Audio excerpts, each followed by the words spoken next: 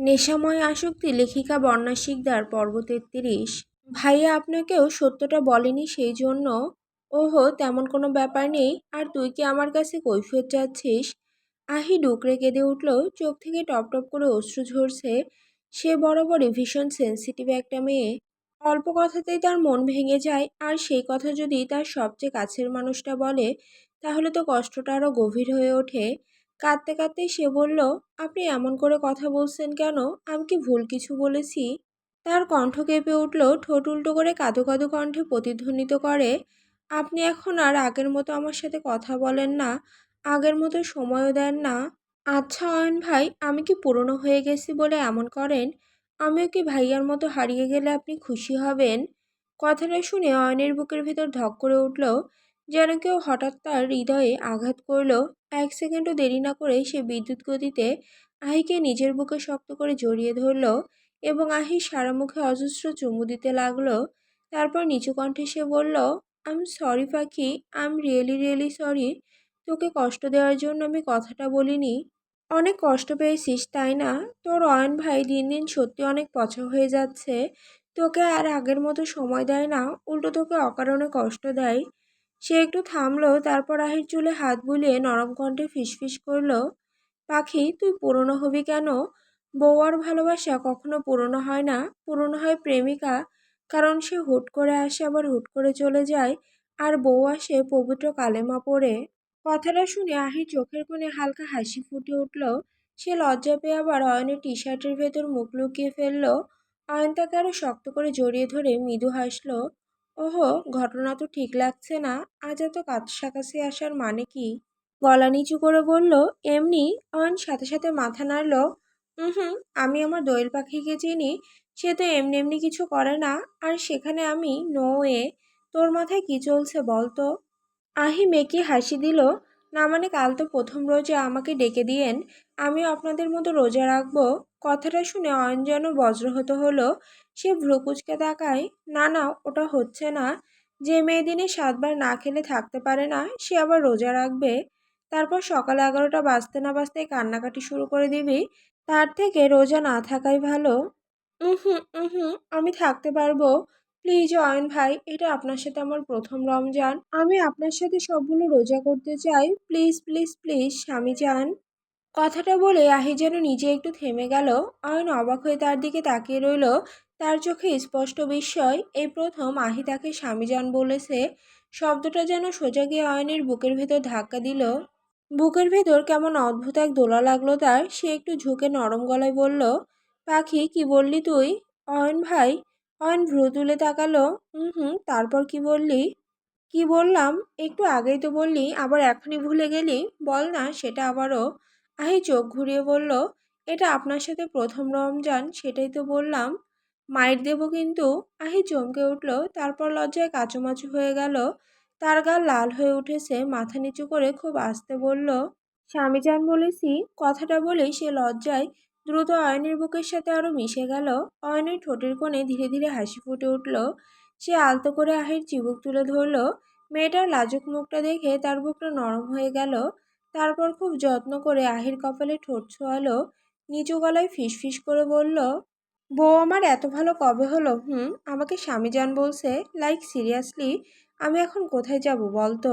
আহি লজ্জায় নুয়ে গেল, তার গাল দুটো লাল হয়ে উঠেছে। অয়নের চোখের দিকে তাকাতেও কেমন যেন সংকোচ লাগছে। হঠাৎ অয়ন একটু ঝুঁকে তার কানের কাছে ঠোঁট এনে খুব ধীরে ধীরে ফিসফিস করে বলল, বউ একটা কথা বলি? আহি সঙ্গে সঙ্গে মাথা নাড়ল, না না, আপনি এখন পচা পচা কথা বলবেন আমি জানি, তাই আপনি চুপ করে থাকেন। মুহূর্তে অয়নের ঠোঁটের কোণে দুষ্টু হাসি টেনে নিয়ে হুট করে আহির কোমর এক ঝটকায় জড়িয়ে নিল। আহি অবাক হয়ে উঠল, অয়ন ভাই না প্লিজ। কিন্তু সে কিছু বুঝে ওঠার আগে অয়ন তাকে নিজের খুব কাছে টেনে নিল। আহির বুকের ধুকপুকানি অয়ন স্পষ্ট শুনতে পাচ্ছে। অয়ন ধীরে ধীরে মাথা ঝুঁকিয়ে তার গলার কাছে মুখ গুজে দিল। নরম গলায় আওড়ালো, আমি তোর কাছে যাইনি, বরং তুই নিজে এসেছিস ধরা দিতে। সো আমি যতক্ষণ না ছাড়ছি ততক্ষণ আমার আলিঙ্গনেই থাকবি। আহি ছটফট করে উঠল, কিন্তু অয়ন ভাই। তার বাকিটা আর শেষ করতে পারল না। অয়ন আলতোভাবে তার ঠোঁটে আঙুল ছুঁয়ে তার কথা থামিয়ে দিল। তাদের দুজনের নিঃশ্বাস একে অপরের সঙ্গে মিশে যাচ্ছে। আহির চোখ বন্ধ হয়ে এলো অজান্তেই। অয়ন মুচকি হেসে আহির থুতনিতে চুম্বন কাটে এবং ফিসফিস করে, বউ একটু বেশি পাগলামো করলে সামলে নিস প্লিজ। সেহরি খাওয়ার জন্য শেখ বাড়ির প্রায় সবাই উঠে পড়েছে, শুধু একজন বাদে, আর সে হচ্ছে আহি। সে এখনো গভীর ঘুমে ডুবে আছে, চাদর মুড়ি একেবারে গোল হয়ে ঘুমাচ্ছে, যেন পৃথিবীর কোনো চিন্তায় তার নেই। অয়ন অনেকক্ষণ ধরেই তাকে ডাকছে, কিন্তু কোনো সাড়া নেই। সে আবারও বলল, এই পাখি ওঠ না, সেহরি খেতে হবে তো। আহি একটু নড়ল, কিন্তু আবার আগের মতোই ঘুমে তলিয়ে গেল। অয়ন দীর্ঘশ্বাস ফেলল, ইয়া আল্লাহ, এ কেমন মেয়ে।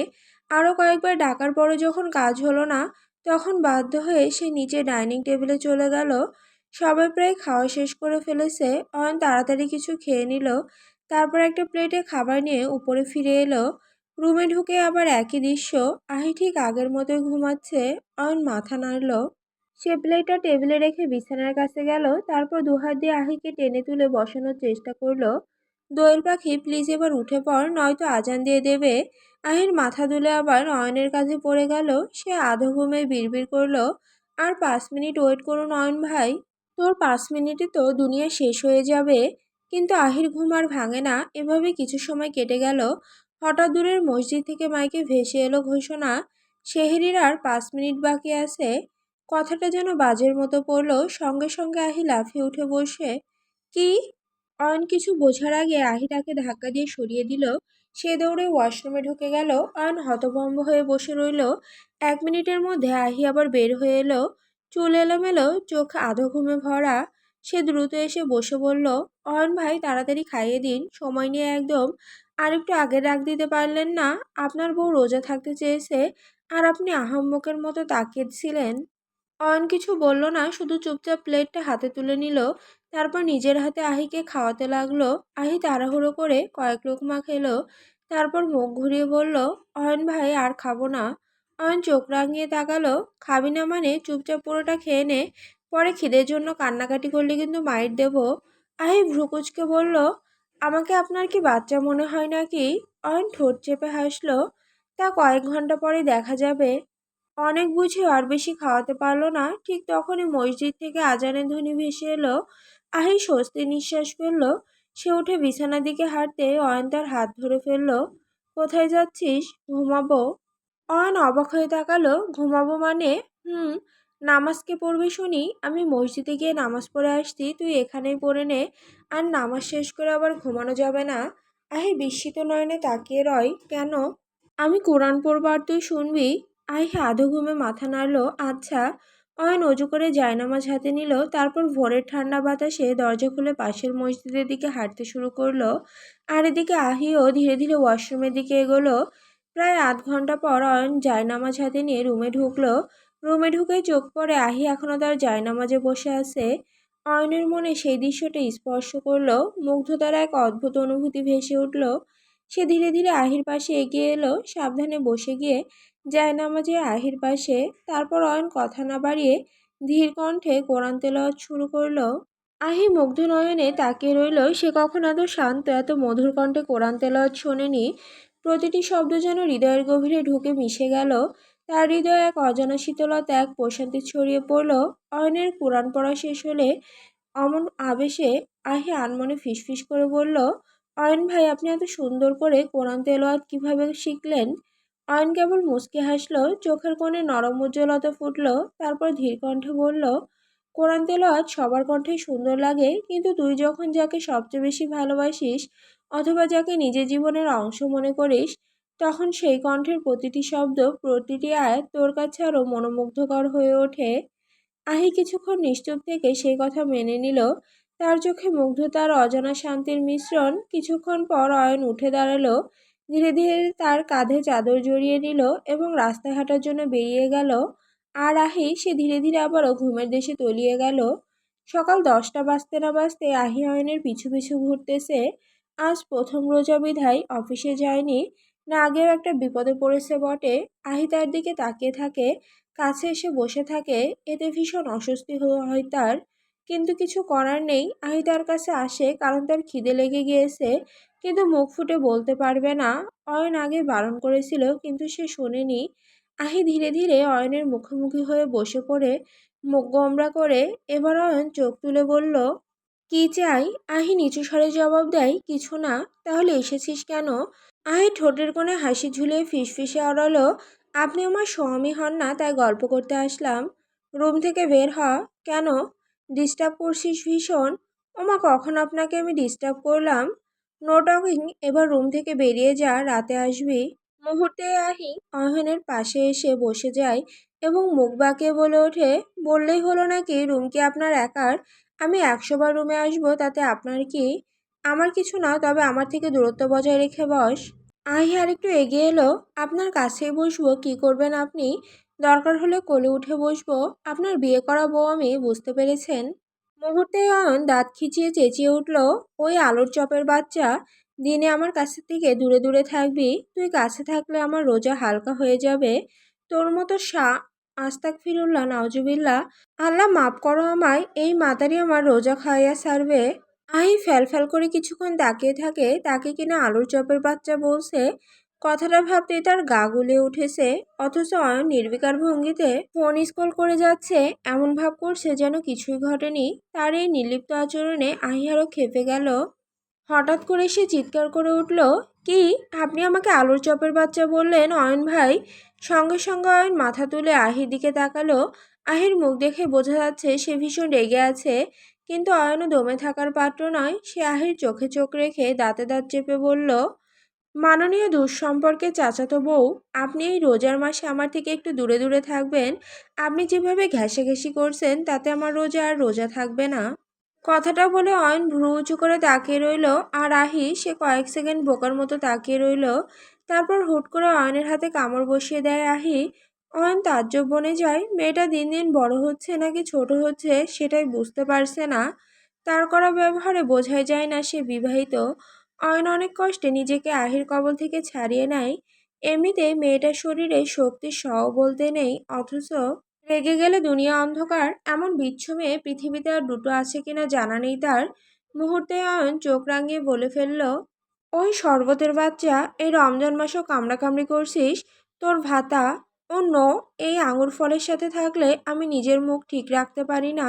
এই আলুর চপের বাচ্চা, তুই শর্ত সর, রাত না পর্যন্ত আমার ধারে কাছে আসবি না। যদি আসিস তাহলে তোকে তক্তা বানিয়ে ফেলবো। অয়নের কথা শুনে কিছু সময় নীরব থাকে আহি। শুধু কাছাকাছি বসেছে বলে এমনভাবে তাকে বলা হচ্ছে। না, আর সহ্য করা যাচ্ছে না। হঠাৎ করে আহি ঠোঁট উল্টিয়ে কাঁদতে থাকে। প্রথমে আলুর চপের বাচ্চা, তারপর শরবতের বাচ্চা, এখন আবার আঙুর ফল। অয়ন ভাই, এই আপনি আমায় ভালোবাসেন, একটা কামনা হয় দিয়ে ফেলেছি, তাই বলে এভাবে বকা দেবেন? আর আমি আপনার চাচাতো বউ হই, তাই না? ওকে ফাইন, আজ থেকে আমি আপনার চাচাতো বউ হয়েই থাকবো। যখন আপনি আমার কাছে আসবেন না, তখন দেখাবো চাচাতো বউ কাকে বলে। হুম। এই বলে আহি গটগট করে রুম থেকে বেরিয়ে যায়, মুখে তার তীব্র রাগ জমে আছে। অয়ন সেসব পাত্তা দিল না, আপাতত রেগে থাক, ইফতার করার পর তার সমস্ত রাগ অভিমান ভাঙিয়ে দেবে। এখন তার অভিমান ভাঙাতে গিয়ে আরো বিপাকে পড়বে। রাগে ফুঁসতে ফুঁসতে আহি সোজা ছাদের দিকে চলে গেল। ছাদে আগে থেকেই মাহি, মুন, আদিল আর সাজ্জাদ বসেছিল। মুন আর সাজ্জাদ ছাদের একপাশে বসে নিজেদের মতো ফোনে কথা বলছিল, আর অন্যদিকে মুখোমুখি বসে আছে আদিল আর মাহি। আদিল এক দৃষ্টিতে তাকিয়ে আছে মাহির দিকে, দৃষ্টি যেন সরছেই না। এতে মাহির ভীষণ অস্বস্তি লাগছে, কিন্তু কিছু করারও নেই। সে একটু নড়াচড়া করলে আদিল ধমক দিয়ে আবার বসিয়ে দেয়। কিছুক্ষণ এভাবে কাটার পর মাহির ধৈর্যের বাঁধ ভেঙে গেল। সে বিরক্ত হয়ে বলে উঠল, আদিল ভাইয়া, কিছু তো বলেন। এভাবে কেউ কি বসে থাকতে পারে? আদিল নির্বিকার কণ্ঠে বলল, কেউ না পারলেও আমি পারি। আচ্ছা, তোরা তো প্রবলেম হচ্ছে কেন? হয়, ভালোবাসি ভালোবাসি বলে তো আমার মাথা খেয়ে ফেলেছিলি, আর এখন আমি একটু ভালোবাসা দেখাতে গেলেই বিরক্ত হয়ে যাচ্ছিস। এই অল্পতেই কে অতিষ্ঠ হয় শুনি? মাহি দাঁতে দাঁত চেপে বলল, গরুর মতো তাকিয়ে থাকাকে আপনার কাছে ভালোবাসা মনে হচ্ছে? এর চেয়ে ভালো হতো গন্ডারের সাথে বসে থাকতাম, অন্তত সে ঘেউ ঘেউ তো করতো। আদিল হঠাৎ ফিক করে হেসে উঠল। মাহি চোখ রাঙিয়ে বলল, দেখেন আদিল ভাইয়া, আপনি কিন্তু। মাহি কথা শেষ করার আগে আদিল হাসি চেপে বলল, সরি কুইন, এটা রমজান মাস, তাছাড়া এখনও তো আমাদের বিয়ে হয়নি। তার আমি লুচু না যে বিয়ের আগেই তোকে দেখবো। হুম। এবার কিন্তু ছাদ থেকে ফেলে দেব। আপনাকে রাক্ষসের মতো হাসতে বলেছে কে? মুখ বন্ধ রাখতে পারেন না? হ্যাঁ, এখন সব দোষ আদিলের। আমি কথা বললে তোর সমস্যা, না বললেও সমস্যা। তোর যন্ত্রণা থেকে বাঁচতে মনে হচ্ছে আমাকে চাঁদের দেশে চলে যেতে হবে। যান না, আপনাকে কে আটকেছে? আপনার জন্য চাঁদের দেশই ঠিক আছে। আদিল দুষ্টু হেসে বলল, যাবই তো, তবে তার আগে বিয়ে করে বউয়ের সাথে বাসর সেরে নেই। তারপর বউকে নিয়ে চাঁদের দেশে হানিমুন করতে যাব। আইডিয়াটা খারাপ না, কি বলিস? চুপ করুন শাশুড়ির পুত। এবার কিন্তু সত্যি সত্যি বোম মেরে আপনার মুখ উড়িয়ে দেব। আগে কত শান্তিতে ছিলাম, যেখানে ইচ্ছে যেতাম। আর এখন এই খাটাসকে ছাড়া কোথাও যাওয়া যায় না। গন্ডারকে ভালোবেসে ভুল করেছি। আদিল ঠোঁট কামড়ে হাসি আটকানোর চেষ্টা করছিল। মাহির রাগ দেখলে তার অদ্ভুত ভালো লাগে। আর দূরে বসে মোনা সাজ্জাদ মাঝে মধ্যে তাকিয়ে হাসছিল। আদিল ধীরে ধীরে একটু মাহির দিকে ঝুঁকে এলো। তারপর নিচু স্বরে ফিসফিস করে বলল, এখনো তো আসল ভালোবাসা শুরুই করতে পারলাম না। তার আগে তোর মনে হচ্ছে আমাকে ভালোবাসা তোর ভুল হয়েছে? মাহি চোখ কটমট করে তাকালো। আর সহ্য করা যাচ্ছে না মানুষটাকে। আগে তবুও মুখে একটু লাগাম ছিল, তবে এখন সেসবের ধারে কাছেও নেই। হুট করে মাহি বাজখাই মেজাজে বলে উঠল, রোজা রেখেও নষ্ট পুরুষদের মতো কথা বলতে লজ্জা করে না আপনার? আদিল ঠোঁটের কোণে দুষ্টু হাসি টেনে বলল, আগে করতো কিন্তু এখন আর করে না। তোর ওই লাগামহীন ভাই নিজের সঙ্গে আমার লজ্জাটাও নদীতে ফেলে দিয়েছে। মাহি কিছু বলতে যাচ্ছিল, ঠিক তখনই হঠাৎ পেছন থেকে কেউ এসে তার হাত শক্ত করে ধরে ফেলল। আচমকা স্পর্শে মাহি ভয়ে চমকে উঠল। মুখ ধরফর করতে লাগলো, কিন্তু পরক্ষণে ঘুরে দেখে আহি। সঙ্গে সঙ্গে চোখ রাঙিয়ে উঠল সে। বেয়াদব মহিলা, এভাবে কেউ ভয় দেখায়? আর একটু হলে কিন্তু স্টক করতাম। আহি নির্বিকার ভঙ্গিতে বলল, আগে স্টক করবি কিভাবে? তার আগে তো আমার ভাইয়ের মাথা খেয়ে নে। কথাটা শুনে মাহির ভ্রু দুটো কুঁচকে গেল। কি বললি? মাহি চোখ বড় বড় করে একেবারে নিরীহ স্বরে আওড়ালো, কোথায়, কখন, কিভাবে? সত্যি বলছি পিয়ারের ভাবি, আমি কিন্তু কিছুই বলিনি। আদিল পাশেই বসে সব শুনছিল। আহির কথা শুনে সে হেসে ফেলল। মাহি এবার দুই ভাই বোনের দিকে এমনভাবে তাকালো যেন সুযোগ পেলেই দুজনকে ছাদ থেকে ফেলে দেবে। হুট করে আহি মাহির হাত শক্ত করে ধরে টেনে নিয়ে যেতে লাগলো। সঙ্গে মনকেও টেনে নিচ্ছে সে। আদিল ফ্যালফ্যাল করে তাকিয়ে রইল। আহি আসলে কি করছে সেটাই সে বুঝতে পারছে না। আদিল অবাক হয়ে বলল, এই বনু, তুই আমার ফিউচার বউটাকে নিয়ে কোথায় যাচ্ছিস? একটু কি শান্তিতে ভাইয়াকে পীড়িত করতে দিবি না? আহি পেছন ফিরে দাঁড়িয়ে কর্কশ গলায় বলল, অয়ন ভাই আমাকে অনেক বকা দিয়েছে, বলেছে আমি নাকি তার রোজা হালকা করে দিচ্ছি। তাই ভাবলাম তোমার রোজা যেন হালকা না হয়, সেই জন্য আমার পিয়ারের ভাবিকে নিয়ে যাচ্ছি। আরে বনু, আমি আর আদিল এক নই। ওই খাম্বার জন্য আমার পিড়িতে ব্যাগরা দিচ্ছিস কেন? আমার বউটাকে আমার কাছে দিয়ে যা না বনু। প্লিজ আমার কথাটা শুনে তো যা। আহি ভ্রুকুচকে বলল, অয়ন ভাইকে গিয়ে শোনাও, ওই খাটাস লোককে রাতে দেখে নেব। কে শোনে কার কথা? আদিলের নিষেধ সত্ত্বেও আহি নিজের মতো করে চলে গেল। সে মাহি আর মনকে টেনে নিয়ে সোজা সদর দরজা দিয়ে বের হয়ে গেল। কিছুক্ষণ পর তিনজন এসে পৌঁছালো তাদের বাড়ির বাগানে। সেখানে এসে আহি দুজনের হাত ছেড়ে দিল। হঠাৎ মন চিৎকার করে উঠল, বড়ই! মনকে আর পাইকে সে দৌড়ে গিয়ে বড়ই গাছের নিচে দাঁড়ালো। গাছের নিচে পড়ে থাকা একটা টসটসে বড়ই তুলে নিয়ে মুখে দিতে যাবে, ঠিক তখনই আহি ঝট করে তার হাত ধরে ফেলল। কর্কশ গলায় বলল, এই স্যামরি থাম। আমাকে তো সারাদিন রাক্ষসী বলিস, আমি নাকি শুধু খাই খাই করি। তাহলে তুই এখন কোন আক্কেলে বড়ই খেতে যাচ্ছিস? তুই যে রোজা আসিস, ভুলে গেছিস নাকি? মন মেঘে হাসি দিয়ে বলল, সরি সরি, আমি তো একেবারে ভুলে গিয়েছিলাম। কিন্তু তুই হঠাৎ আমাদের এখানে নিয়ে এলি কেন? আহি চোখ টিপে বলল, গাছে উঠে বড়ই পারবো। সঙ্গে সঙ্গে মন আর মাহি একসাথে চিৎকার করে উঠল, কি? আহি বিরক্তিকর চাহনিতে আওড়ায়, এই সেমরি, তোরা চিৎকার করছিস কেন? সারাদিন এভাবে বসে থেকে আমার ভীষণ বিরক্ত লাগছে। এখন আমি বড়ই পারবো, তারপর ইফতারের সময় সেগুলো খাবো। তোরা তো জানিস মিষ্টি আর টক জিনিস আমার কত ফেভারিট। আমার তো এখনই জিভে পানি চলে আসছে। কথাটা বলে হঠাৎ আহি নিজের মুখ দুহাতে চেপে ধরল।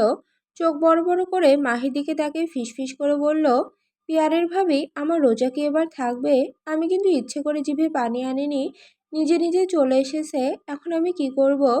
মাহি আর মন দুজনেই ড্যাব ড্যাব করে তার দিকে তাকিয়ে রইল। কিন্তু আহি তাদের কোনো কথাই শুনল না। এক লাফে বড়ই গাছের ডালে উঠে পড়ল। মুহূর্তেই মন চিৎকার করে উঠল, এই আহির বাচ্চা, গাছ থেকে নাম, তোর কিছু হলে ভাই আমাদের সোজা উপরে পাঠিয়ে দিবে। মাহি দৌড়ে গিয়ে আহির পা ধরে টান দিল, যাতে সে আর উপরে উঠতে না পারে। কিন্তু আহি তো নাছোড়বান্দা, সে মাহির হাত ঝটকা মেরে সরিয়ে দিয়ে আরো উঁচু ডালে উঠে বসে পড়ল।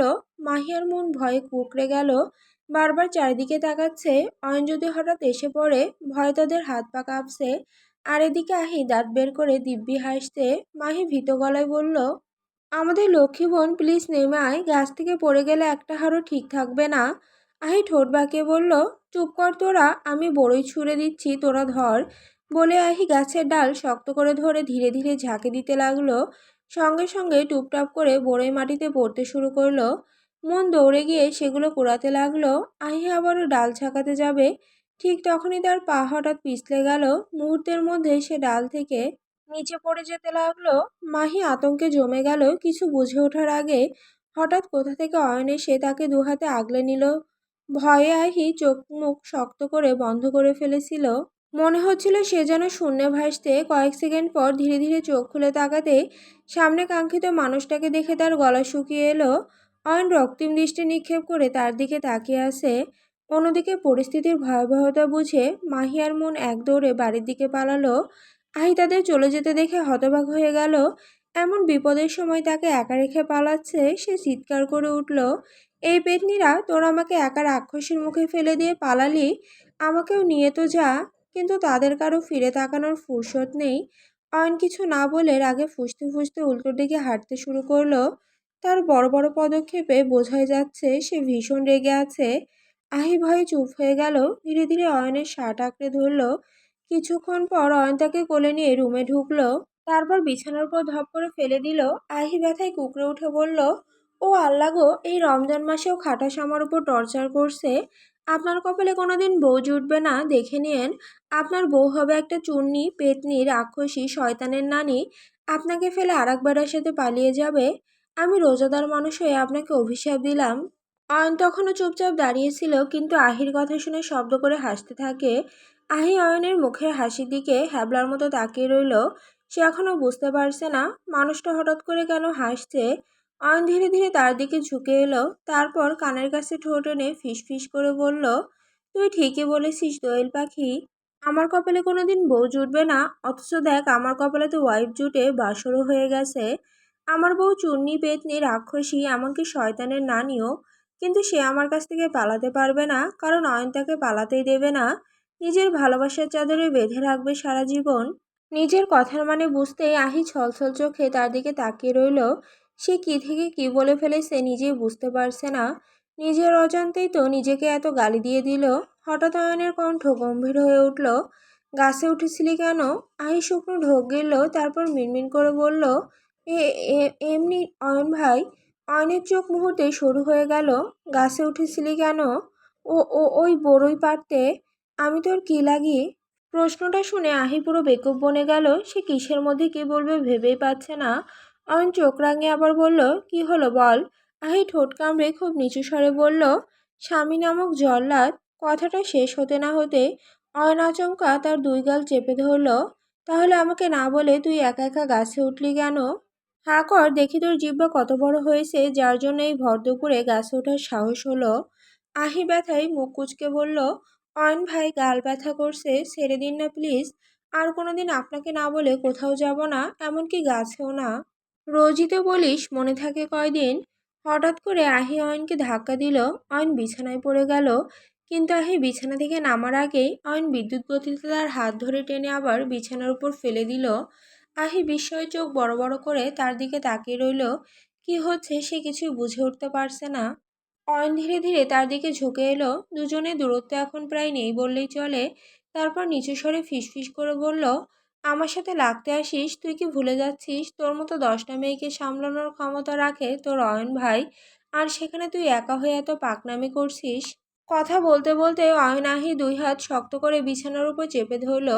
তার ঠোঁটের কোণে দুষ্টু ঝিলিক, আর আহির বুকের ভেতর ধুকপুকানি বেড়ে যাচ্ছে। অয়ন আরও ঝুঁকে তার মুখের কাছে আসতেই আহি তাড়াতাড়ি ফিসফিস করে বলল, অয়ন ভাই, আপনার রোজা কিন্তু হবে না। অয়ন মুচকি হেসে বলল, সেজন্যই তো এখনো ঠিকমতো কথা বলতে পারছিস, নয়তো এতক্ষণে তোকে আমিতে আসক্ত করে ফেলতাম। কথাটা শুনে আহির গাল লাল হয়ে উঠল। ঠিক তখনই হঠাৎ অয়নের ফোন বেজে উঠল। অয়ন বিরক্ত মুখে আহিকে ছেড়ে দিল। তারপর ফোনটা হাতে নিয়ে দ্রুত রুম থেকে বেরিয়ে গেল। অয়ন চলে যেতে আহি গভীর একটা নিঃশ্বাস ছাড়ল। মনে হচ্ছিল এতক্ষণ যেন সে শ্বাসই নিতে পারছিল না। সে ধীরে ধীরে মাথা ঘুরিয়ে দেওয়ালে ঝুলে থাকা ঘড়ির দিকে তাকালো। ইফতারের এখনো বেশ কয়েক ঘন্টা বাকি। আহি ধীরে ধীরে হাতে একটি বই নিয়ে বেলকনির দিকে হাঁটা দেয় এবং রকিং চেয়ারে বসে পড়ল। কারণ এখন যদি সে আর কোনো বাদরামি করে তাহলে অয়ন তাকে সত্যি সত্যি ছাদ থেকে ফেলে দেবে। কিন্তু ঠোঁটের কোণে অজান্তেই ছোট্ট একটা হাসি ফুটে উঠল। লোকটা যে অনেক ভালোবাসে তাকে। আহি এসব ভাবনা ছেড়ে হুমায়ুন আহমেদ স্যারের বৃষ্টিবিলাস বইটি পড়তে শুরু করে। বইটি ভীষণ প্রিয় তার। এভাবেই ডুবে যায় বইয়ের ভেতর।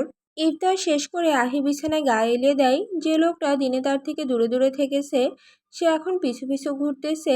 আহি যেখানে যাচ্ছিল অয়ন তার পিছু নিচ্ছিল। আহি চোখ রাঙিয়ে কিছু জিজ্ঞেস করলেও কোনো উত্তর দেয়নি, শুধু রুমে আসতে বলেছে। হুট করে অয়ন বিদ্যুৎ গতিতে এসে আহিকে জাপটে ধরল নিজের বুকে। সারাদিন মেয়েটার থেকে দূরত্ব বজায় রেখে চলেছে, কিন্তু এখন আর পারবে না।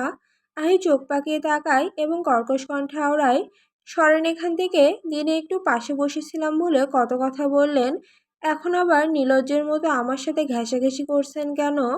অয়ন ঠোঁটের কোণে বাঁকা হাসি ঝুলিয়ে ফিসফিসিয়ে আওড়ালো, দিনে চাচাতো বউ ছিলি তাই একটু কথা শুনিয়েছি, আর রাতে তুই আমার আপন বউ তাই শুধু ঘেঁষাঘেঁষি নয়, ফরজ কাজটাও করতে পারি। আহি চোখ বড় বড় করে অয়নের দিকে তাকিয়ে রইল। রমজান মাস, তবুও মানুষটার মুখ দিয়ে ভালো কথা বের হয় না। আহি দাঁত চেপে বলল, দেখেন অয়ন ভাই, বাকি কথাটা শেষ করার আগে অয়ন ফিসফিসিয়ে বলে উঠল, দেখতেই তো চাচ্ছি কিন্তু তুই তো শুনছিস না। আহি রাগান্বিত হয়ে বালিশ তুলে অয়নের পিঠে আঘাত করতে থাকে। মুহূর্তে অয়ন দুষ্টু হেসে আহির কোমর চেপে ধরে এবং খুব নিচু স্বরে আওড়ায়, 7 বেলা খেয়ে আমার সঙ্গে পারতিস না, এখন রোজা রেখে তো ক্লান্ত হয়ে গেছিস, তাহলে এখন কিভাবে পারবি? হুম হুম। তার কথার মাঝেই আহি হাই তুলতে তুলতে বলে ওঠে, আমি ঘুমাবো। তার কথার প্রতিধ্বনি শুনে অয়ন কপাল কুঁচকে তাকালো। এমন আনরোমান্টিক কেন তুই? তুই জানিস না বরকে বেশি বেশি ভালোবাসতে হয়? আমার জানার দরকার নেই, আমার ঘুম পাচ্ছে, আমি ঘুমাবো। আপনার ইচ্ছে হলে ঘুমিয়ে পড়ুন, নয়তো জেগে থাকুন। তার আগে আমাকে একটু চার্জ দিয়ে নে পাখি। আব্বা। সঙ্গে সঙ্গে অয়ন তার মুখ চেপে ধরে, এখন আবার বালের শ্বশুরকে ডাকছিস কেন? আমি তো এমনিতেই ঘুমিয়েই যাচ্ছিলাম। এত রাত পর্যন্ত জেগে থাকা ভালো নয়। সে আর কথা বাড়ালো না, আহিকে আষ্টে পৃষ্ঠে জড়িয়ে ধরে ঘুমের দেশে তলিয়ে যায়।